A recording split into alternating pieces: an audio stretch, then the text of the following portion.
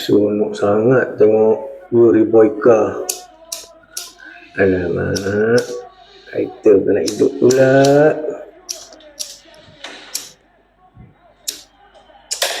Aduh, nak pakai spark pula. Kain buntut. Hai, kau ni Man. Aduh, gugur jantung aku. Ingat cikgu tadi. Pinjam baldi. Ha? Baldi. Baldi? Iya. Kau apa baldi? Nak exercise ni.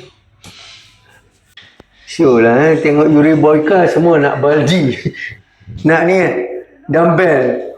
Aduh, ambil. Thank you. Tu, ambil. Mampus.